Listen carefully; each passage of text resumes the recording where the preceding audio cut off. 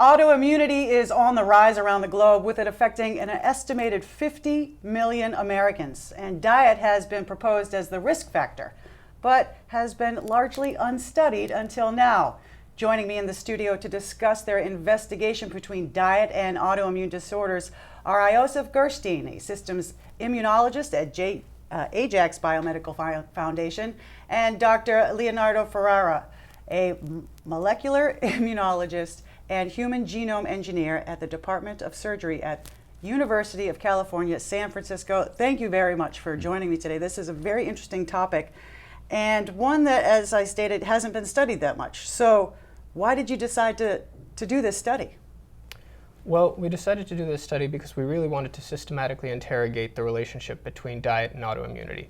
And as autoimmunity is on the rise with over 50 million cases in America, we thought that looking into the specific foods that can perhaps cause autoimmunity or cause a flare-up of symptoms would be a very much a value-add product for these patients. And it really is the diet that you found. So how does a diet help or hurt one's molecular setup for an autoimmune disorder? Well, this is a very interesting question. So autoimmune disease, it's the body at war with itself. Right. It's in your immune system somehow escaped proper schooling, and you have some T cells, which are killing immune cells, that recognize and kill your own tissues. For example, in type 1 diabetes, they'll recognize and destroy your pancreatic beta cells that make insulin. And so this system happens, the immune system sees our cells based on these IDs called epitopes. Epitopes are sequences of proteins that are inside your cells, and they are presented on the surface of the cells. And so the immune system patrols your body. Mm-hmm. It will recognize and scan those IDs. And if something is wrong, for example, if this epitope is derived from a virus or from a cancer cell, it will be killed.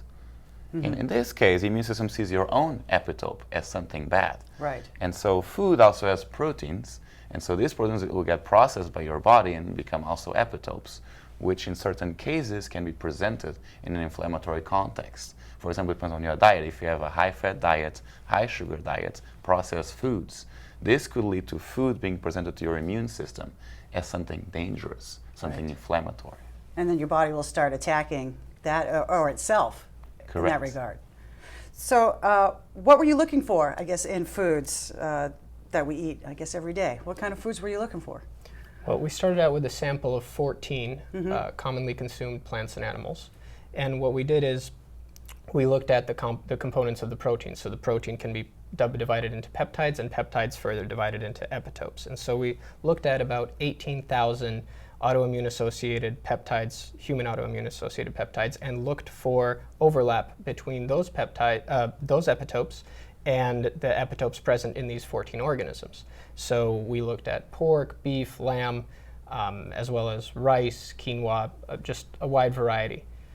And we were looking for outliers. We were looking for finding out, for which diseases, which animals contain more overlap, and also we were looking for unique overlaps. So what was the process in order to find those unique overlaps? What process did you use to find those?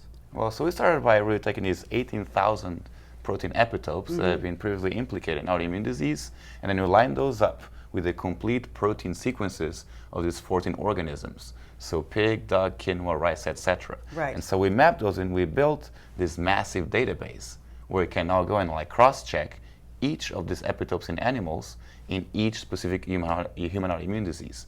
And it looked at over 70 of those. Mm-hmm. And you came up with, so what was your conclusion, like at the end of all of these different? Well, what we did is we created indices. We created the GF index, which you've named after yourself. Yes. Gershteyn Ferreira index. Gershteyn Ferreira index. And what we did is we created graphs that would show which diseases have which overlaps per animal. Mm-hmm. So you can visually see which, per disease, where there is the most overlap, where is the highest risk, potentially, according to theory. And then we created one further layer, which is unique GF index, which finds which animals have most unique associations with that disease. And there we had one massive outlier, which was the pig. Mm-hmm. So the pig has roughly 700 unique epitopes that are associated with autoimmune disease. It maxed out our scale. Do you happen to know why the pig was the one? Is it because it just eats anything? Do you have any idea as to how that came about, pig being the #1 cause? It's a very good question. I guess one could say like genetic similarity definitely plays a role. So a pig is much closer to us than rice would be. And so this index for a pig is much higher than it would be for rice. But it's more than that. Like, you could not predict, because as Iosif just said, there's like unique epitopes. So if you look at like total epitopes in like pig or beef, they're similar. But if you look at unique epitopes, there's almost 1,000 of those that are only found in the pig and nowhere else. At least in the 14, actually now 25 different food sources that we've looked at as of today. And it's because it's very similar. Well, we don't know why. Right. The tissues have more epitope level similarity than could be just predicted by genetic similarity.